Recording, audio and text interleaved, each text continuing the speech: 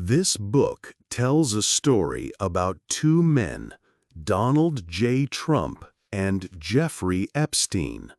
Both are, or were, very rich and powerful. They spent time in big cities like New York and sunny places like Palm Beach, Florida. Reports say that for many years these two men were friends. They knew each other from the late 1980s until the early 2000s. Jeffrey Epstein was a wealthy man, but he used his money and power to do very bad things. He hurt many young women and girls. He built a network of important people, and he used this to hide his crimes for a long time. Donald Trump is the current president of the United States. Because of this, his past friendship with Jeffrey Epstein is now getting a lot of attention. People want to know more about this friendship. They are asking hard questions about what happened. This story is important for several reasons. It shows how rich and powerful people can sometimes act without facing consequences. It also shows how some systems that should protect people can fail. This book will look closely at the relationship between Donald Trump and Jeffrey Epstein. We will explore how they met, what their relationship was like, and when it ended. We will also look at how this story became a big problem for President Trump. The book will ask big questions. What did people know? When did they know it? And how could such terrible crimes happen for so long? The search for truth in this story is important for many victims and for everyone who believes in justice. It is a story about power, secrets, and the need for answers. 2. Who was Jeffrey Epstein? Jeffrey Epstein was born in Brooklyn, New York, on January 20, 1953. He grew up in a normal family. As a child, he was quiet and smart, even skipping 2 grades in school. He went to college but did not finish his studies. In 1974, Epstein started working as a math and physics teacher at a good school in New York City. Here, he first showed a bad interest in young female students. People remembered his strange actions. He left this job in 1976. After teaching, Epstein moved to the world of money. He worked at a big financial company, then started his own business in 1981. He told people he only worked for very rich clients, like billionaires. One famous client was Leslie Wexner, the head of Victoria's Secret. In 2002, Mr. Trump spoke to New York Magazine about Epstein. He said, "I've known Jeff for 15 years. Terrific guy. He's a lot of fun to be with. It is even said that he likes beautiful women as much as I do, and many of them are on the younger side. No doubt about it, Jeffrey enjoys his social life."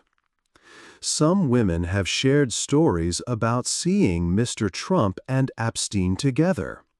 Maria Farmer, one of the first women to tell police about Epstein's crimes, met Mr. Trump in 1995 at Epstein's office.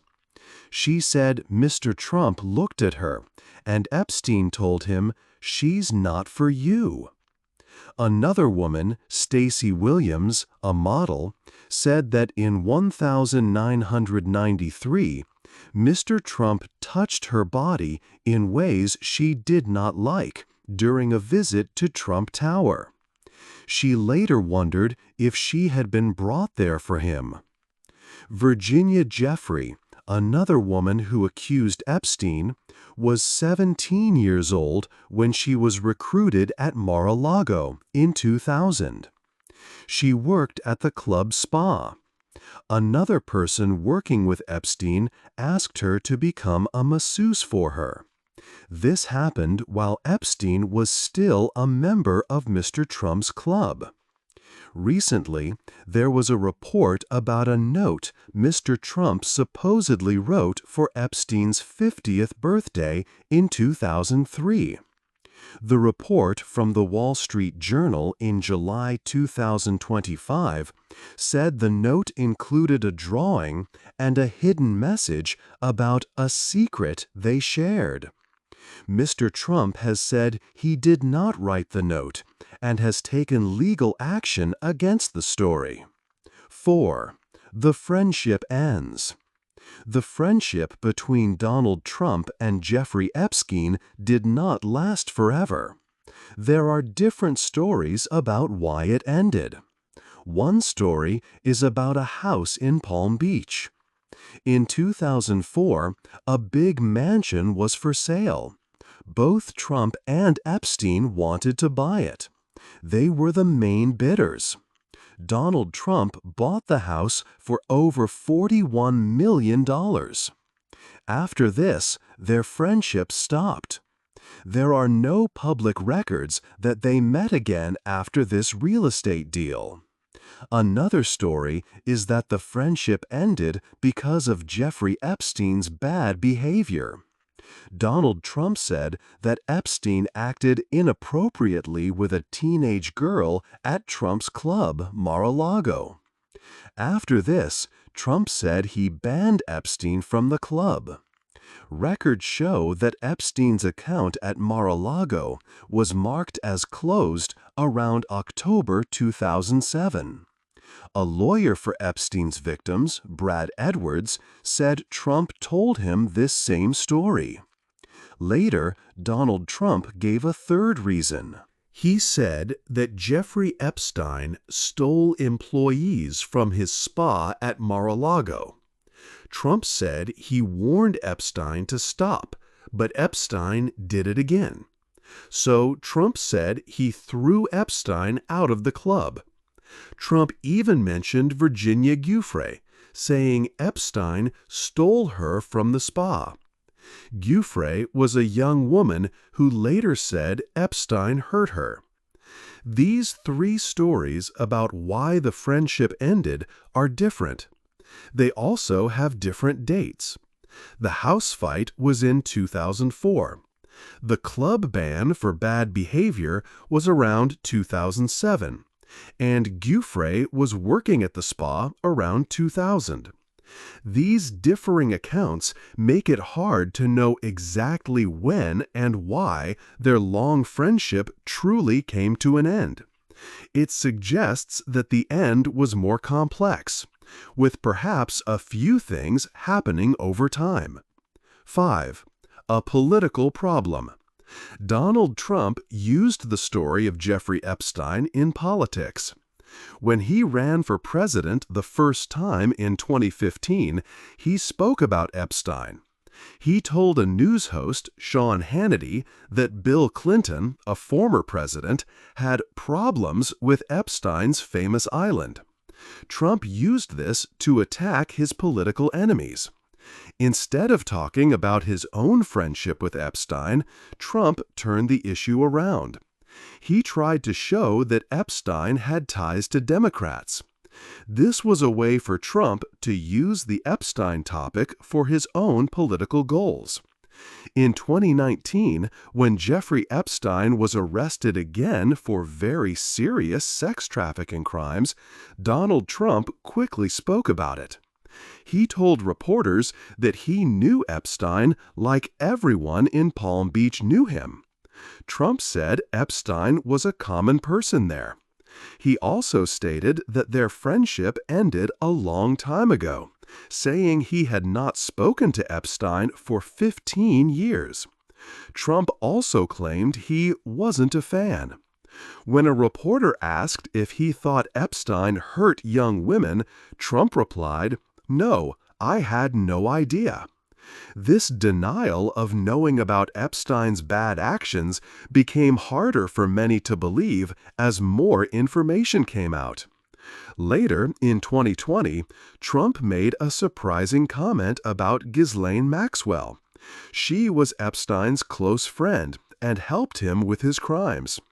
When asked about her arrest, Trump said, "I wish her well, whatever it is." This response confused many people. Critics said it was wrong for any president to wish well to someone accused of sex trafficking. During his 2024 presidential campaign, Donald Trump often promised to release the Epstein files. These were government documents from the FBI and Justice Department about Epstein's investigation. This promise was popular with his supporters. They hoped the files would show bad things about other famous people and politicians. However, when Donald Trump became president again in 2025, his government did not release all the files. In July 2025, the Department of Justice and the FBI released a statement. It said there was no secret list of clients, and that their investigation confirmed Epstein died by suicide. This made some of Trump's own supporters very angry. They felt that the government was hiding information, seeing it as a cover-up. Attorney General Pam Bondi had a meeting with President Trump in May 2025. She told him that his name appeared in some of the Epstein documents, like FBI interviews. This news made people question Trump's actions. Critics suggested that Trump might have limited the release of the files to protect himself from embarrassing information. Despite this, members of Congress from both Democratic and Republican parties continued to demand more information. They argued that the American people had a right to know the full story of Epstein's network and any government mistakes. In February 2025, Attorney General Bondi released some files. But these documents had many parts blocked out, so they did not offer much new information. A group of lawmakers in the House of Representatives keeps pushing for all the files to be fully public. The fight for transparency about Jeffrey Epstein's actions and his connections is still ongoing in September 2025. 6. The women's stories. Many women were hurt by Jeffrey Epstein. Their stories are very important for understanding his crimes and the impact of powerful people. One key victim was Virginia Giuffre. She was one of Epstein's most well-known accusers. Virginia was recruited into Epstein's world while working as a spa attendant at Donald Trump's Mar-a-Lago club. In 2000, Ghislaine Maxwell, Epstein's partner, found 17-year-old Virginia in a locker room there. Maxwell then offered Virginia a job as a massage therapist for Epstein. Virginia later stated that Epstein and Maxwell forced her to meet powerful men around the world, including Britain's Prince Andrew. She bravely fought for truth and justice for many years. Sadly, Virginia died by suicide in April 2025. Her death came as many people were asking for Epstein's government files to be released. Her family was devastated and called for everyone connected to Epstein to be held accountable. After her death, President Donald Trump commented that Epstein had stolen Virginia from Mar-a-Lago. This statement was seen as very insensitive by her family and those who support victims. Maria Farmer is another brave woman. She was one of the very first to report Epstein's crimes to the police. Maria told the Federal Bureau of Investigation about Epstein's wrongdoings as early as 1996. This was many years before he was first arrested. She has said that the Bureau failed to properly investigate her claims. Maria continues to speak out today. She pushes for all government files related to Epstein to be fully released. She wants a full explanation of how law enforcement failures allowed his crimes to go on for decades. Hundreds of other women have also come forward as victims of Epstein's trafficking. They are called survivors. These survivors tirelessly seek justice through the legal system and victim funds. They have been very vocal in asking for transparency regarding the Epstein files. They believe they have a right to know the full extent of the network that enabled their abuse. In September 2025, several survivors held a rally at Capitol Hill. They spoke publicly about their experiences and called the continued secrecy around the files shameful. Their fight is for all the secret files to be made public, hoping to bring complete truth and accountability. 7. What people think. Many people, like lawyers and police experts, have ideas about the Epstein case. Lawyers say that President Donald Trump was never charged with crimes linked to Epstein. However, his long friendship with Epstein makes many people ask questions about his judgment. Experts who study crime often see how powerful people can do bad things and not get punished easily. Epstein used his money and important friends to hide his crimes for many years. This made it harder for the police to act quickly when victims first spoke out. The case shows that sometimes the law does not work the same for everyone. This story clearly shows a big problem in society. Rich and important people sometimes do not face the same rules as others. Epstein got a very light punishment after his first arrest, which was a special deal. This made many people very angry. It showed how power can make justice unfair. People saw that if you have enough money and connections, you might avoid the punishment you truly deserve. This idea worried many people who believe in equal justice for all. The news media also played a part in how people thought about the case. At first, some people think the news did not report enough about Epstein's bad actions.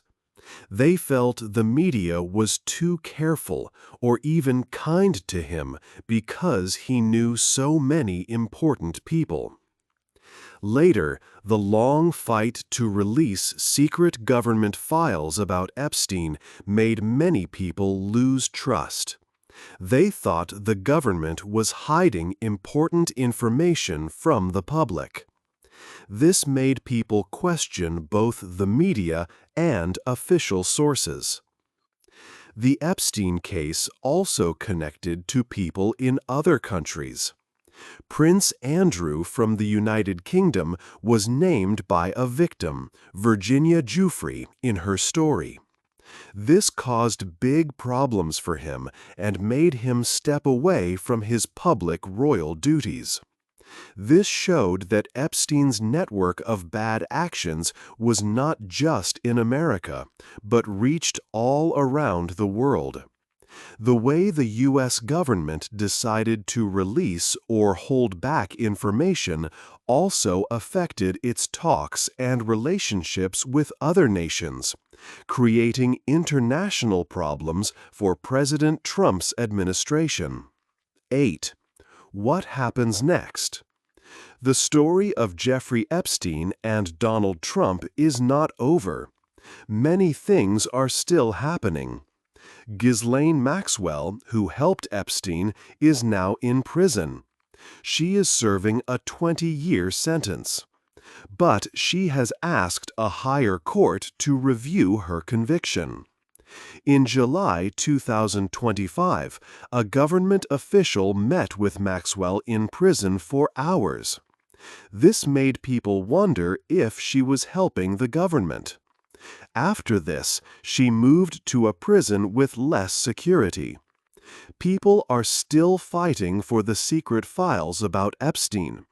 These files hold important information. Many people, including victims and members of Congress, want them public. They believe the American public deserves the full truth. But the government, led by President Donald Trump, says some information must stay secret for law enforcement reasons. This fight has made many people trust government less. Victims of Epstein's crimes feel hurt again because the files are not fully open. Some survivors are even making their own client list from their experiences, hoping to uncover more truth. This complex story makes us ask big questions. How much did Donald Trump truly know about Epstein's criminal actions during their long friendship? Should Trump have done more to protect the young women and girls? Trump has offered different reasons for why his friendship with Epstein ended. These explanations do not always match and leave many questions unanswered. The situation shows how powerful and rich people can sometimes avoid being held responsible. It also highlights the need for leaders to show good judgment. For America, this story is very important. The American people need transparency about their leaders' past and their choices. Voters have a right to know about conflicts of interest or moral failings that might affect leaders. The Trump-Epstein relationship warns about the dangers of wealth and power without proper checks. It stresses protecting vulnerable people and the need for equal justice for everyone. The victims of Epstein's crimes are still waiting for complete honesty and true justice. This story will continue to shape discussions about power and accountability for many years. What do you think is the most important question still unanswered in this complicated case? Hey there! Just a second before you go. If you learned something new today, please give this video a like, write your thoughts in the comments, and subscribe to the channel. It only takes a second, and it really, really helps to create even better English videos for you. Your support means the world. Thank you.